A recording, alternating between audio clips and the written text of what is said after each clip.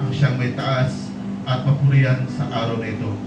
Tanggapin niyo po, Ama, ang pinakamataas na papuri at pagsamba na may pasalamat kasama ninyong pinalugdong anak, our Lord and Savior Jesus Christ, with the guidance and power of the Holy Spirit. Ang lahat ng pinagpala ng Panginoon ay magsabi ng malakas na Amen!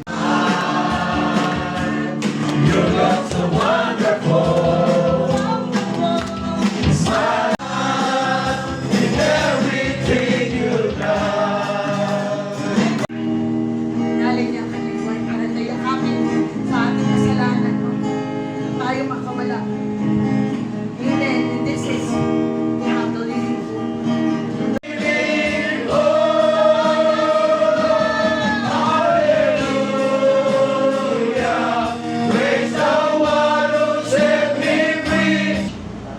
Salamat naman ano man ang aming gagawin at sasabihin. Ano man ang aming mga activity ay magbigay lamang ng kapurihan sa inyong pangalan, sa pangalan ng Jesus. Amen. Alis! Na sasabihin, Lord, nagkukulang ako dahil ito lang ang sweldo ko.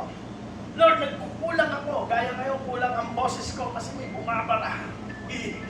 Tingnan po natin. Sa Mark chapter 10, verse 46 to 48, alam niyo yung kwentong ito, yung nagpagaling si Jesus Christ ng bulag. Kapag ikaw ay bulag, may limit o wala? May limit. Alam po ninyo, kapag ikaw ay bulag, hindi ka pwedeng lumakad ng walang guide.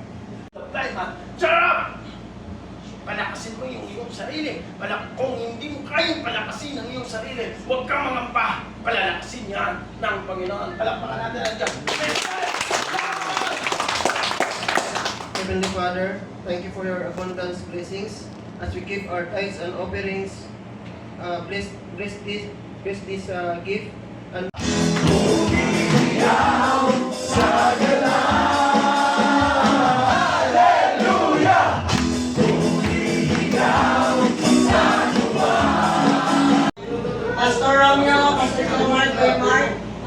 At ito nga ang dahilan mga boys kung bakit nag-arkila ng istiraha ang aming grupo ng Christian Church para sa mas masaya at mas malaking selebrasyon ng ilan sa aming mga kapatid at mga pastor na nagdiriwang ng kanilang kaarawan sa buwan ng Agosto.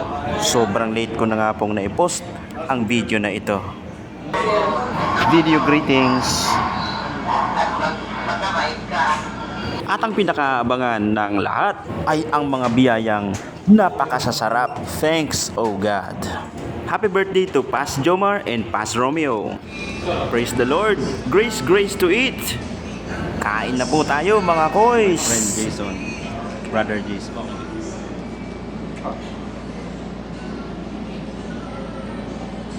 Thank you so much.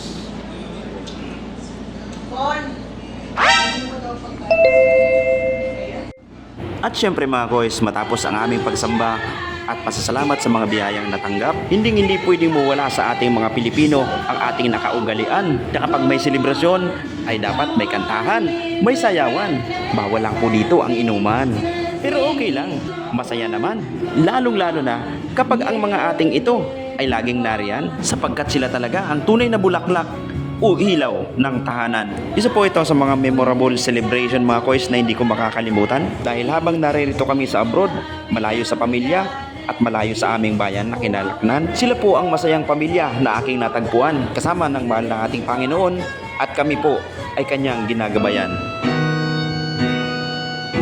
Mawawala ka sa piling ko. Dito matatanggap ng puso ko.